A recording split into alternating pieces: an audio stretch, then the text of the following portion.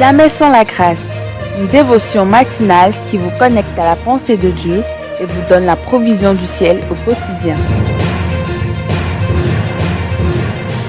Bonjour chers amis, chers internautes, chers téléspectateurs, nouvelle journée, nouvelle provision. Bienvenue dans cette deuxième dévotion de cette semaine. Père, nous inclinons nos cœurs devant toi. Nous te faisons appel ce matin, nous te demandons de prendre contrôle de cette atmosphère, non seulement dans ce lieu, dans ce studio, mais partout où cette dévotion est écoutée ce matin. Que ce soit ceux qui sont en voiture et nous suivent, prends contrôle de ce lieu-là, de cet environnement-là, que ce soit ceux qui sont dans leur bureau, dans leur chambre, dans leur salon. Seigneur, prends contrôle de l'atmosphère où ta voix, au travers de la mienne, retentit en ce moment. Nous déchargeons, nous envoyons une pluie de ta bénédiction partout où cette voix, cette dévotion est entendue. Seigneur, merci Jésus. Amen. Alors, chers amis, chers internautes, ce matin, j'aimerais lire un passage très bénissant. Ça m'a fait du bien vraiment ce matin, alors que je méditais dans Jérémie. Et là, le passage se trouve dans Jérémie chapitre 31. Et le contexte, c'est une prophétie qui parle de Rachel qui pleure ses enfants, thème de Jérusalem, et elle refuse d'être consolée. Mais Dieu parle d'une manière prophétique ici, au verset 16. Il est écrit: ainsi parle l'Éternel. Vous savez, j'aime bien cette expression de savoir que l'Éternel parle. Alors que les hommes parlent, alors que nos émotions parlent, alors que le monde autour de nous parle, alors que nos imaginations parlent également, alors que tellement de choses aujourd'hui, tellement du bruit autour de nous, la culture parle. Les situations, les enjeux politiques, tellement d'échos dans nos âmes autour de nous, on est bombardé aujourd'hui de tellement d'informations, de tellement de voix. Mais ce matin, nous sommes encouragés à discerner la voix de l'Éternel. À discerner l'Éternel, comme le dirait l'auteur de Cantique des Cantiques parlant de sa bien-aimée, à discerner l'Éternel comme étant une lys parmi les épines.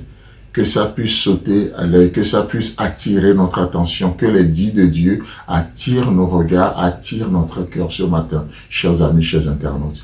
Ainsi parle l'Éternel. Ce n'est pas juste ainsi a parlé l'Éternel. Oui, il a parlé autrefois, de plusieurs manières et à plusieurs reprises, que ce soit au travers des songes, les prophètes, tellement de choses. Mais la Bible nous dit dans Hébreux chapitre 1 mais aujourd'hui, dans ces temps qui sont les derniers, Dieu nous parle au travers de son Fils, celui qu'il a établi héritier sur toutes choses. Dieu continue de parler encore aujourd'hui. Il ne se taira jamais par amour pour toi et pour moi. Mais quel est le contenu de ce que Dieu nous dit? Dieu ne parle pas pour parler, il n'est pas un bavard. Il ne parle pas pour distraire. Son contenu ce matin est très important pour toi et pour moi.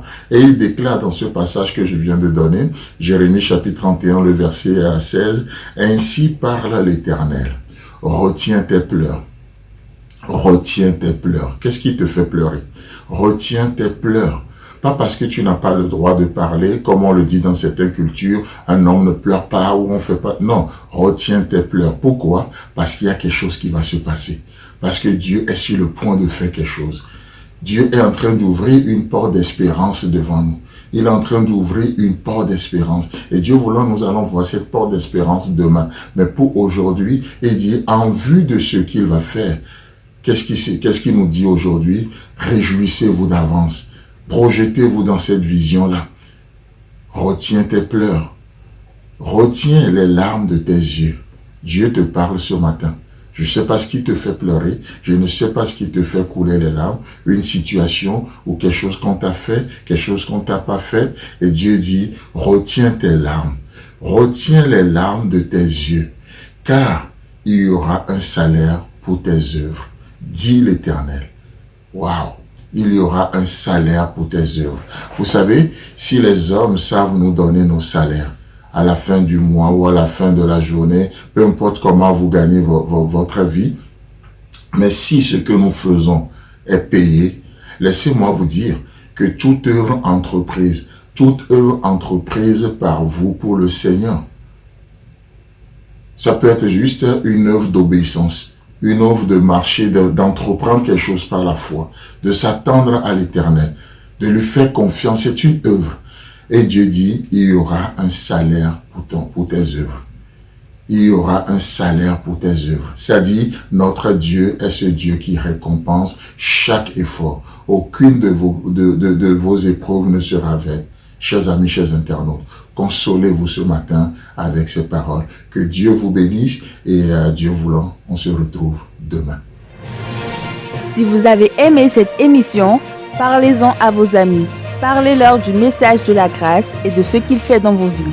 Pour un sujet de prière, une question ou pour devenir partenaire, contactez-nous au 00229 94 75 80 20. Que Dieu vous bénisse et à la prochaine. En attendant, pensez avec Dieu.